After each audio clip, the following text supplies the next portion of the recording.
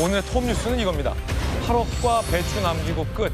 제2 논두렁 시계라는 반박도 나왔지만 글쎄요. 국민들은 어떻게 생각할지 궁금합니다. 어제 청문회에서도 관건은 월 450씩 받았다는 배추 농사 투자입니다. 들어보시죠.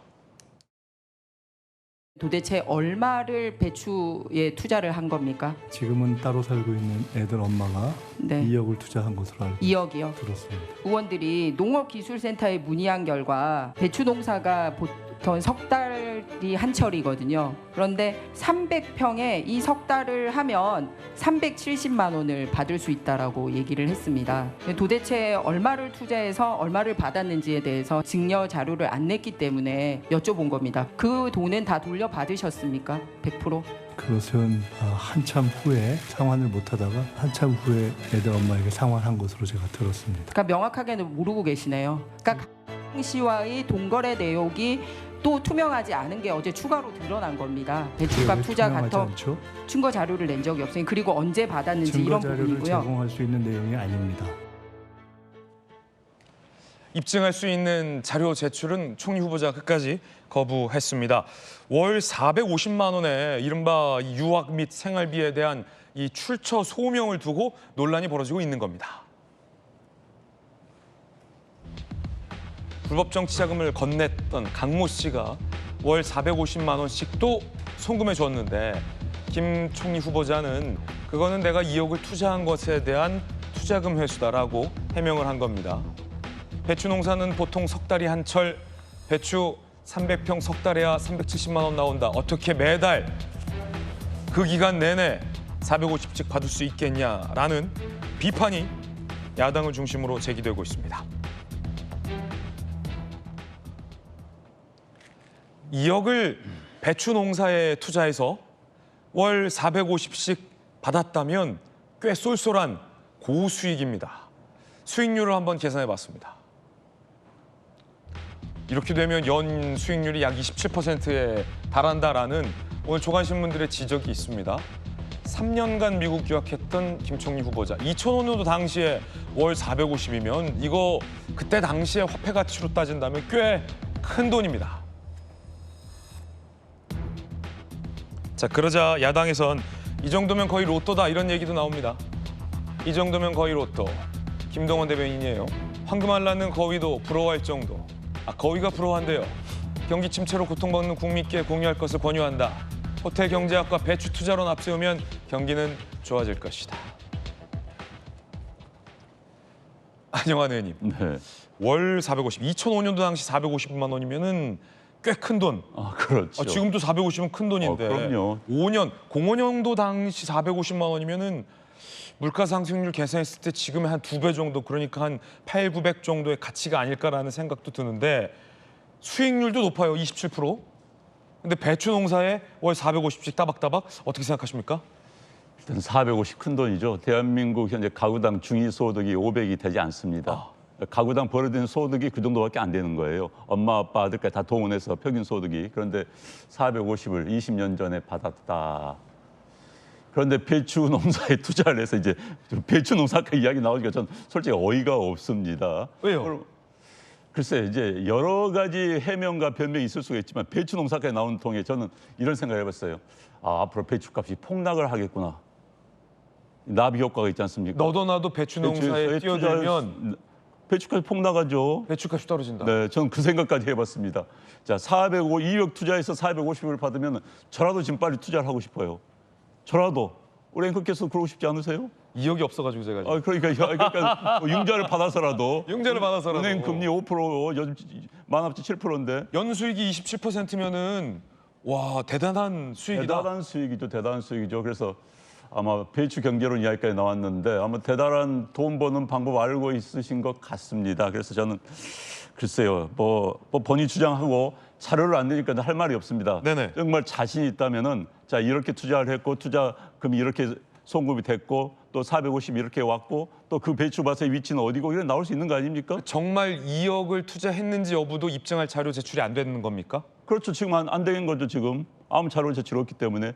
정상적이라면 내 배추밭을 이 지역에 투자를 했고 이 지역에서 얼마를 팔아서 이런 게 나와야 되는데 그야말로 김민석 후보자의 주장일 뿐이죠. 예를 들어서 지금 뭐 출판 기념회에서 1억 5천만에 들어왔다. 그 주장이죠. 예. 뭐 5천만 원밖에 안 들어왔고 1억을 정치자금으로 받았는지 어떻게 합니까?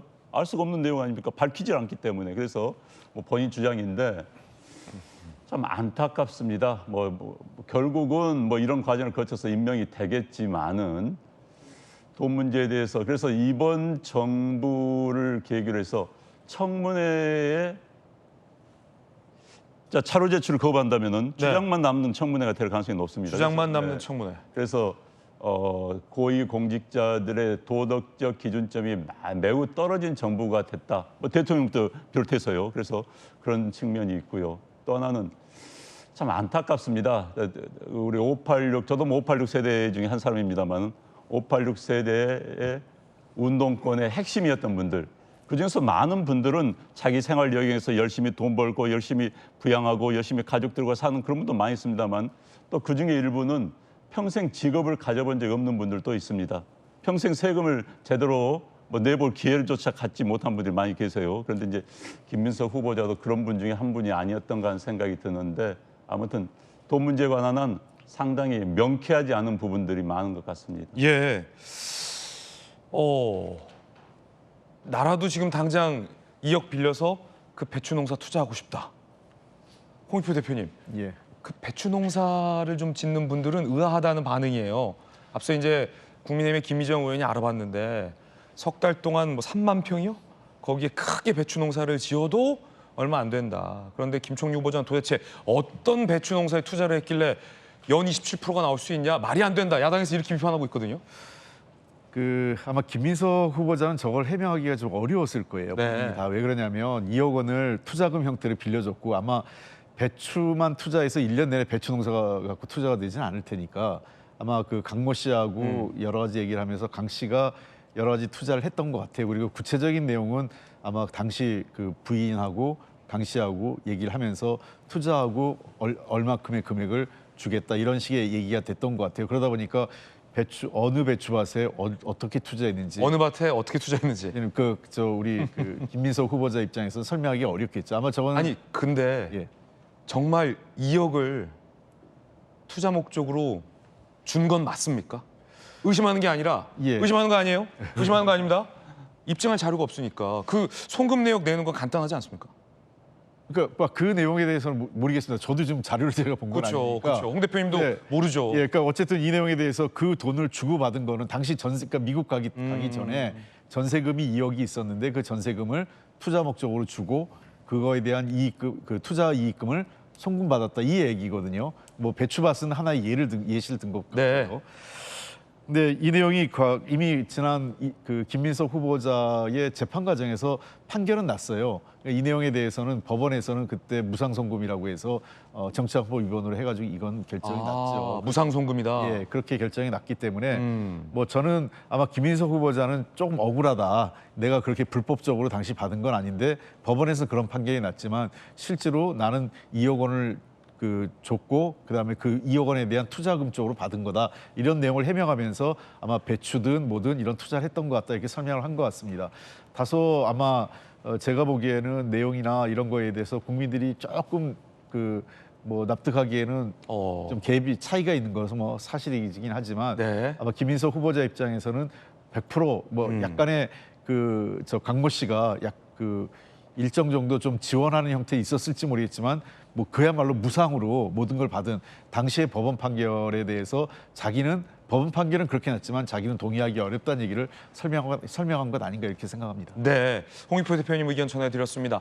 말씀 주신 것처럼 당시 판결문에는 어떻게 판시가 돼 있을까요? 2005년도 당시로 판결문을 거슬러 올라가 보죠. 3년간 월 450만 원 송금 받았고 배추 농사 투자 수익금이다라고 총리 후보자는 해명을 했지만 당시 불법 정치자금 수수 혐의 유죄 확정된 판결문에는 이렇게 나와 있습니다. 1억 6천만 원의 상당에 해당하는 그 돈, 강모 씨가 생활비 쪽으로 무상 송금한 돈이다. 그러니까 총리와 해명과는 다르다는 거예요. 김광삼 변호사님, 검사하셨잖아요. 총리의 해명과 유죄 판결된 판결문의 내용은 다른데 총리는 총리 후보자는 아니다, 그거 내가 2억을 투자해서 배추 투자금으로 받은 돈이다라고 말씀하고 계시는데 판결문에는 아니야, 그 돈 1억 6천만 원 그거 무상 송금 받은 돈이야. 배추 농사에 대한 투자금입니까? 불법 정치자금 제공한 사람으로서 받은 무상 생활비 송금인 겁니까? 그런데 지금 김민수 후보의 말이 만약 사실이라고 한다면 저때 유죄 판결을 안 받았겠죠. 무죄 받았겠죠. 그러면 그 당시에도 아마 배추 농사 얘기는 안 했던 것 같아요. 이제 청문회 나와서 배추 농사 얘기를 하는데 만약 배추 사업 투자금이라고 그때 주장을 했다고 한다면 제가 볼 때는 그게 자기의 어떤 가장 무죄 받을 수 있는, 무혐의 받을 수 있는 굉장히 최고의 카드거든요. 그러면 그때 이 얘기를 했는지 안 했는지 모르겠지만 왜 그런 얘기를 하지 않고 이제 와서 했을까? 이제 그게 하나 의문이 들고, 일단은 김민석 후보자에 대한 의혹은 굉장히 많잖아요. 그런데 사실 증거는 하나도 없단 말이에요. 그리고 말밖에 없어요. 그런데 지금 배추 농사와 관련된 부분은 사실은 이건 정말 쉽게 증거를 낼 수 있는 부분이거든요. 그러니까 의혹 중에서 일단 2억이라는 엄청난 돈이 투자가 된 거 아닙니까? 예. 전세금을 뺐다는 거예요. 그럼 그 당시에 전세금 뺄 당시에 전세 계약서에 있을 것이고 만기 계약서. 그러면 그거라도 일단 내놓고 그다음에 2억 원이 송금한 내역이 있을 거 아니에요. 2억 원을 보냈다면 송금 네. 내역. 근데 이제 물론 이것도 뭐 현금으로 줬다고 할 수는 있겠죠. 근데 투자금을 현금으로 줄 이유는 없는 거고. 그러면 450만 원씩 매달 줬다는 거 아닙니까? 그러면 일반적으로 투자 수익 약정을 안 하는 사람은 없죠. 금액이 2억이나 되기 때문에. 그러면 투자 관련된 약정서가 분명히 100% 있어야 돼요. 그러면 그거 하나만 딱 내면 이 의혹은 말끔히 해결이 되거든요. 그러면 과거 재판부가 무상 송금이다라고 판시한 뜻이 뭐예요? 아마 그런 게 없었겠죠. 그냥 대가 없이 이 강 씨가 준 거다. 그렇죠. 저 판결문 자체는 그러니까 정치자금법 위반이에요. 그냥 강 씨가 선의적으로 돈을 대준 거다는 거거든요. 근데 그 다음에 나중에 돈을 돌려받았다는 거 아닙니까? 그러면 돈을 송금한 내역은 낼 수 있는 거잖아요. 돌려받은 내역은. 아무리 전처 관계를 할지라도 지금 본인이 받고 있는 의혹을 해명할 수 있는 절호의 기회는 주고 간 송금 내역, 투자 약정서 이런 걸 내면은 굉장히 말끔한 거예요. 그래서 아까 김희정 의원이 아니 말밖에 없고 증거 자료가 없다. 그러니까 김민석 후보가 이건 증거 자료로 할 수 있는 사항이 아니다 하는데 의혹 중에서 증거 자료로 할 수 있는 최고의 의혹이 바로 배추예요? 배추 투자 약정이거든요. 네. 그런데 그래서 이제 뭐 다들 갸우뚱하죠. 아니 뭐 갑자기 왜 배추 농사 사업 투자가 나왔느냐. 더군다나 이제 배추 농사라는 것은 한철 장사거든요. 한 3개월. 그러면 예를 들어 2억 투자하면 3개월 동안 배추 사업을 해서 판 다음에 수익금을 한 번에 돌려주는 게 사실은 일반적인 투자의 형태인데 이걸 450씩 1억 6천을 주려고 하면 이거 몇 년에 걸쳐서 줘야 하는 거잖아요. 그럼 배추가 계속 몇 년 동안 뭐 비닐하우스에서 재배하면 또 뭐 그럴 수도 있겠습니다만. 배추가 몇 년 동안. 근데 그러면 한 달에 450의 수익을 주면 계속 배추를 한 달 내에 팔고 사고 해가지고 해야 하는 건데 이게 가능한지 모르겠어요. 네. 그래서 일단 뭐 청문회도 거의 끝났는데 판결문과는 일단 다르다. 그렇죠. 대통령 의지가 워낙 뭐 임명에 따른 강하니까 이제 여기에 어떻게 보면 일반적으로 눌려 있는 거고 여론 자체도 뭐 대통령이 처음 시작하는 국무총리 후보자인데 국무총리 후보자 뭐 임명하는 것에 좀 관대한 여론은 있는 것 같아요. 그런데 지금 청문회의 특징이 뭐냐면 왜 그러면 야당 의원들이 김민석 후보에 대한 증거를 대라 이렇게 얘기를 할 수 있잖아요. 근데 청문회는 수사가 아니거든요. 일반적으로 수사는 수사에서 입증 책임이 수사기관에 있어요. 청문회 기간도 짧죠. 그러면 의혹에 대해서 야당 의원이 제기를 하면 거기에 대한 입증 책임은 이제 후보자에 있는 거거든요. 근데 후보자가 증거자를 못 내면 그 의혹은 사실인 것처럼 보일 수밖에 없거든요. 그런데 뭐 참고인도 없고 그다음에 증인도 없고 네. 그다음 서면으로 된 증거 자료라는 것은 뭐 출입국 기록밖에 없고 이제 그러다 보니까 이 청문회를 뭐 할 필요가 있느냐. 더구나 국무총리는 또 장관하고 틀리잖아요. 이럴 거면 청문회 왜 하냐? 그렇죠. 국회 동의까지 받기로 돼 있어요. 그 정도의 국무총리의 인사는 이제 엄청나게 중대하다고 보는데 우리가 이제 인사는 만사라고 하죠. 지금 이제 정권 초기이기 때문에 제가 볼 때는 뭐 강행을 해서 임명할 겁니다. 근데 이런 것도 이제 누적이 되면 이제 정권이 점차적으로 네. 무너지는 경우가 생길 수 있는 거예요. 김관삼 변호사의 의견입니다. 과거 판결문에는 생활비를 무상으로 송금받았다라고 판시가 돼 있는데 이제 와서 총리 후보자는 그거 내가 전세보증금 빼서 2억 투자해서 받은 배추농사 수익금이다라고 해명하고 있어서 논란이 발생하고 있는 겁니다. 그러자 야당 의원들이 하다못해 배추 사진이라도 좀 제출해야 되는 건 아니냐라는 식의 압박이 있었지만 총리 후보자는 어떤 자료도 제출하기 힘들다라고 자료 제출을 거부하면서 청문회 기간은 끝나버렸습니다. 그러자 세간에선 성 부의장님 예. 거짓말하는 거 아니냐.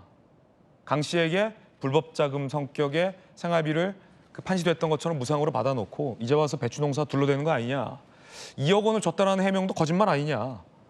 야당에서는 이런 의혹을 지금 제기하고 있습니다. 입증할 자료를 제출하지 않았으니까. 하다못해 당시 이제 2억 원의 전세 보증금을 투자할 정도면 거의 뭐 전 재산과 같은 김민석 의원에게 큰 돈이었을 텐데 예를 들어 이제 그 돈이 이렇게 투자되고 있다라는 뭐 배추 고랭지 산지 사진이다. 그런 거라도 좀 있지 않았을까라는 의심도 드는데 그런 사진도 없다. 어떻게 보십니까? 그러면 강모 씨를 불렀어야 되는 거 아닌가요? 저는 강모 씨를 왜 안 불렀는지 국민의힘이 강모 씨를 증인으로 부르는 거에 대해서 민주당이 동의했어요. 그런데도 지금 국민의힘이 사실상 이번 청문회 자체를 프레임을 짜고 싶었던 겁니다. 여당이 독주했다. 여당이 증인도 부르지 않았다. 여당이 그냥 그 거대 의석을 활용해서 그냥 통과시켰다. 이 프레임을 짜고 싶으니까 지금 계속해서 배추농사, 뭐 그 사적 채무 다 강모 씨 관련된 거잖아요. 근데 강모 씨 부르겠다고 했음에도 불구하고 국민의힘이 강모 씨 말고 4명 더 같이 안 부르면 우리는 동의 못한다. 요 고집을 피우다가 결국 안 불렀거든요. 그러니까 강 씨라도 받지 그랬냐? 저는 국민들의 알 권리를 위해서 그러게요. 저도 배추농사 관련돼서 강모 씨한테 물어볼 거 많잖아요. 어디다 투자한 거냐, 그 투자금 받아서 어떻게 이 수익을 냈느냐 이런 것도 물어볼 수 있잖아요. 충분히 국민들의 알 권리, 정말 국민의힘이 국민들의 알 권리를 충족시키기 위한 인사청문위원으로서의 뭔가 사명감을 갖고 있었다면은 강모 씨 한 명이라도 받았어야죠. 근데 그 책임은 총리 후보자께 제일 크게 있지 않습니까? 근데 본인 그거죠. 의혹에 대한 어떤 국민들 의혹을 해소시켜야 할 책임은 국민의힘보다는 총리 후보자께 더 크지 않습니까? 그렇죠. 총리 후보자도 있지만 저는 인사청문위원들의 그런 사명감을 이야기하는 겁니다. 총리 후보자가 좀 더 저는 자료 제공을 좀 더 했으면 좋겠다는 생각이 있습니다. 그 배추값도 그렇고 그 장모로부터 받은 2억 원 그것도 저는 총리 후보자가 본인의 입으로 카드값이 못 냈을 때 좀 몇백만 원씩 보내줬던 거 그런 부분들은 다행히 통장 거래가 있다라고 하셨기 때문에 그거에 대해서는 조금 더 명확히 자료 제공을 해주시는 게 좀 필요하다고 생각합니다. 다만 총리 후보자가 그런 장모와의 돈 거래 그리고 배추 그 전세금을 빼서 투자한 거 이거는 입증해야 되죠. 근데 입증해야 나머지 된다. 부분에 대해서는 그 예를 들면 뭐 축의금, 조의금이나 출판기념회 돈은 입증을 자꾸 하라는데 입증을 어떻게 하죠? 뭐 우리 모두가 알고 있지만 출판기념회 정치인들의 출판기념회 이건 문지당만의 일이 아니라 국민의힘 출판기념회도 가보면 그냥 투명 아크릴통 하나 놓고 거기에 그냥 이름 쓰지 않은 돈 봉투를 그냥 넣어요. 봉투 넣죠. 그렇기 때문에 그 통계를 낼 수가 없어요. 누가 얼마 냈고 누가 하는 거를 모르게 해놓은 게 지금 출판기념회 문화입니다. 이거를 뭐 완벽하게 투명화 시키든가 제도로서 지금 그걸 하지 않고 국민의힘 의원들도 출판기념회 할 때 그냥 투명 아크릴통에 그냥 받으면서 자료 제공하라는 게 그거 사실상 말이 안 되는 얘기거든요. 축의금, 조의금도 마찬가지입니다. 김민석 후보자에 대해서 뭔가 그 결혼했을 때 아니면 자녀의 뭐 그 빙부상일 때 그때 돈을 낸 거에 대해서 돈을 낸 사람들의 그 자료를 제공하라. 그 사람들의 동의를 받았습니까? 그것도 저는 그거에 대해서는 자료 제공할 의미가 없다고 생각합니다만 지금 우리가 다루고 있는 배추농사 관련 그리고 장모와의 돈 거래 이거는 저는 추가적인 조금 통장 거래 내역이라든지 이 정도는 해주셨으면 좋겠다라는 생각은 있습니다. 네, 결국 자료 제출 안 했다라는 것은 이 의혹에 대해서 본인의 어떤 주장만으로 해명을 하고 넘어가겠다라는 뜻으로도 해석이 돼서 논란의 여지가 있는 대목입니다. 자, 오늘 나오신 출연자 4분의 개인 의견 다 들어봤는데 4분의 공통된 의견은 지금 김 총리 후보자의 말만으로는 이 450만 원 송금과 관련된 의혹이 국민들이 해소하기에 충분치 않다라는 공통된 의견을 주셨습니다. 정도의 차이는 있습니다만 여러분은 어떻게 생각하십니까? 자, 어제 이런 내용도 오고 봤어요. 제2의 논두렁 시기 얘기도 나왔다는데 한번 들어보시죠. 주진우 의원 부분에 대해서 말씀드린 것은 한 해에 6억을 모아서 장롱에 쌓아놨다고 볼 수 없는 것이 누구의 눈에나 명백한 돈을 가지고 장롱에 쌓아놓은 것처럼 어떤 분들은 제2의 눈두렁시계라고 표현할 수 있는 것을 프레임을 만들어서 계속 지적하시고 이런 방식은 과거에 봤던 정치검사들의 조작에 해당하는 경우에는 모르겠지만 청문회에서 통상적인 국회의원들이 하는 것은 아닌 것 같다. 명백하게 의도를 가지고 아닌 프레임을 가지고 하는 조작질이라는 표현밖에 쓸 수가 없었는데 아직까지는 더 이상의 표현을 발견하지 못했습니다. 집에 현금을 뒀는데 국민 눈높이에 맞겠느냐 이런 얘기고 제가 그 액수의 총액을 놓고 6억을 쟁여놨다라고 하는 거는 조작입니까 아닙니까? 이게 조작이에요? 저도 참을 만큼 참았어요. 뭐냐 이게 제 인사청문회입니까? 네? 제 인사청문회예요? 그거 너무 심하지 않습니까? 만약에 정말로 그게 허위사실이라고 생각하시면 저를 상대로 직접 고발을 하십시오. 저는 그런 것 갖고 그냥 고발할 필요를 느끼지 못하고요. 허위 사실이라고 이미 주진우 의원님께서 아까 설명하지 않으셨습니까? 자, 이 세비의 수입을 놓고도 갑론을박은 계속됐습니다. 함께 보시죠. 내야 할 것 다 내고 털릴 것 털렸다 생각한다. 제2의 논두렁식이 표현될 만큼 자, 야당에선 6억 상당 수입 출처가 불분명하다. 총리 후보자는 조의금 1.6억, 출판기념회 2.5억, 장모님 지원 2억으로 해명을 하고 있는 상황입니다. 자, 그래서 야당에서는 무자격 총리라고 비판했습니다. 들어보시죠.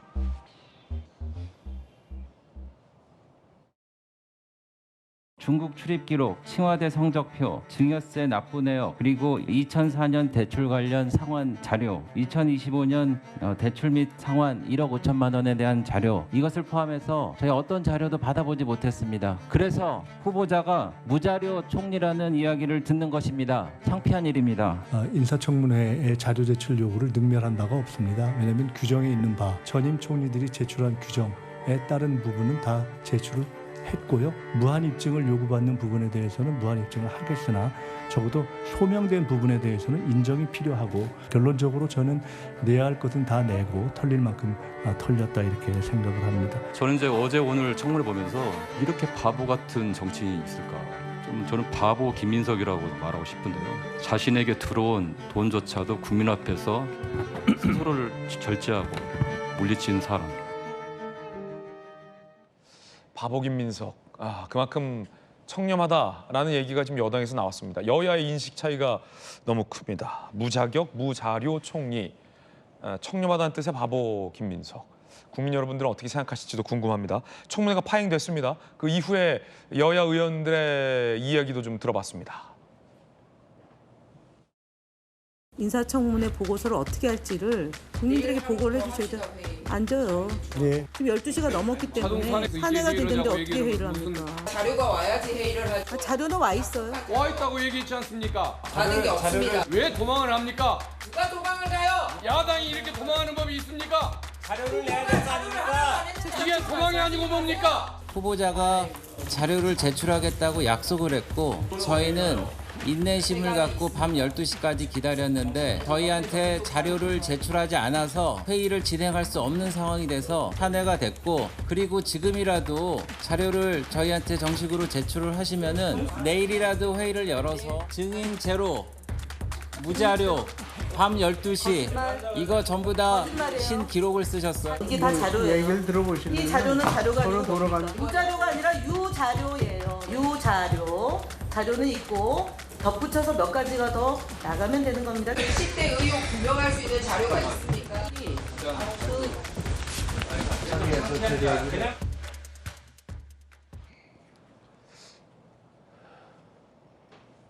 자, 어차피 대통령은 임명할 걸로 보입니다. 그리고 어차피 여당은 이런 의혹에도 불구하고 인사청문회를 통과시킬 걸로 보입니다. 그만큼 야당은 무기력한 상황입니다. 여야 합의 불발 시에는 단독 의결 가능하고 대통령은 임명할 겁니다. 빠르면 6월 30일, 7월 3일에는 처리한다라는 방침입니다. 자, 바보 김민석이라는 얘기가 나왔습니다. 안용환 의원님, 그만큼 청렴하다라는 뜻으로 여당 의원이 한 말일 텐데 어떻게 보십니까? 글쎄요, 본인이 바보인지 돈에서 그걸 청렴했는지에 대해서는 김민석 후보자 본인이 가장 잘 알 겁니다. 청렴했다면 돈 문제가 저렇게 복잡하게 거론되지가 않을 거죠. 그다음에 앞서도 이야기했지만은 평생 돈을 벌어본 적이 없었던 분들, 세금 제대로 내본 적이 없었던 분들, 뭐 이런 분들 입장에서는 돈의 출처에 대해서 명확히 밝히기가 어렵습니다. 네네. 세금 낸 사람은 명확히 나오지요, 돈에 대해서. 그래서 저는 참 안타깝고요. 그런데 이제 다시 한번 청문회 제도에 대해서 생각을 하게 됩니다. 저도 사실 현재의 청문회 제도는 문제가 있다고 생각을 합니다. 과도한 신상 털기 문제 있습니다. 그러나 김민석 후보자의 경우는 그럼에도 불구하고 이건 아니다는 생각이 들어요. 2000년에 김대중 정부 체제 하에서 최초로 청문회에 도입됐을 때 첫 후보가 장상 당시 여야대 총장이었습니다. 제가 그 당시 정치부 기자였기 때문에 기억이 납니다.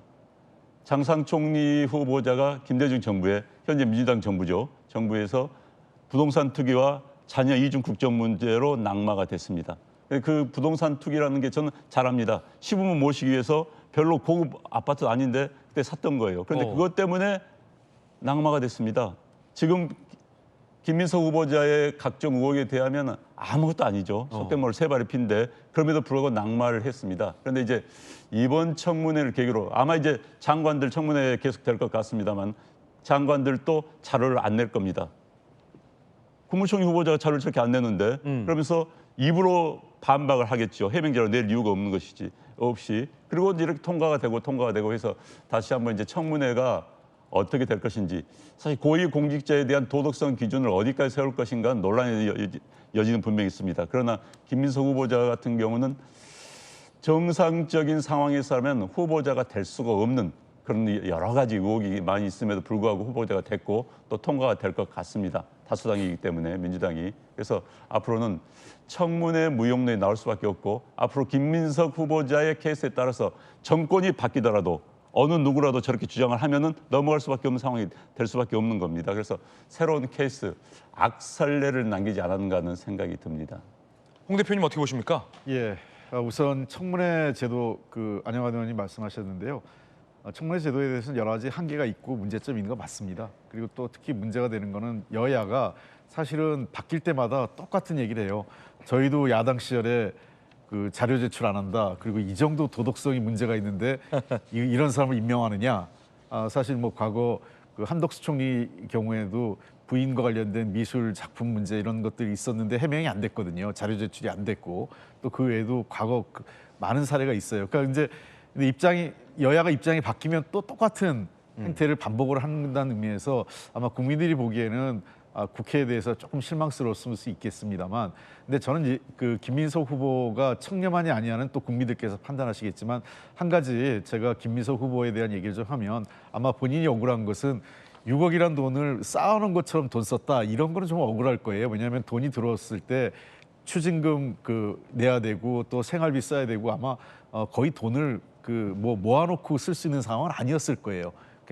실제 국회 지금 신고된 재산이 2억이기 때문에 국회의원 중에서는 굉장히 재산이 적은 편에, 그리고 통상적으로 저 나이 때 우리 어떤 가장 하면은 굉장히 이렇게 높은 수준의 재산을 모은 것 같지는 않습니다. 그리고 김민석 후보자가 저는 과거에 이로 인해서 이미 정치적 법적 책임을 많이 졌습니다. 유죄 판결을 받았고 그에 대한 추징금을 7억 이상 냈고요. 그리고 18년 가까이 정치에 입문하지 못했습니다. 야인 생활도 했었고 정치자금법이 정교하지 못한 시기에 그러한 정치적 책임을 이미 졌다고 저는 생각을 합니다. 다만 제가 김민석 후보자에서 한 가지 좀 변명 아닌 또 해명을 좀 해드린다면 지금 저분이 제가 이렇게 봤을 때 공적 이익과 사적인 이익을 혼동할 사람은 아니라는 겁니다.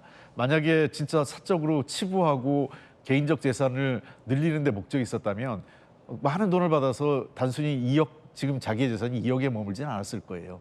그리고 과거에 법적 책임을 졌을 때도 당과 본인이 선거 때 쓴 자금에 대한 해명이 모호하고 또 법적인 문제가 생기면서 책임을 진 거지, 그 당시에도 어떤 이 인허가를 해주고 정치인들이 통상적으로 뇌물 받는 게 인허가 해주고 대가성 받고 이런 거 아니겠습니까? 그런 정도의 일을 벌였던 사안은 없었다는 겁니다. 그런 측면에서 국민들께서 약간 다소 미흡하고 부족한 부분이 있겠지만 새로운 정부에 또 시작하는 총리란 점에서 그런 부분을 좀 양해해 주시고 일할 수 있게 야당도 이번 한 번만은 지적할 건 지적하고 총리가 일할 수 있게 도와주는 그러한 정치적 그 결단을 내렸으면 어떨까. 저희도 지난 3년 전에 한덕수 총리 시작할 때요. 많이 부족했지만 그래도 새로운 정부 윤석열 정부가 출범하는 첫 총리이기 때문에 그 대승적으로 협조하고 인정을 했었습니다.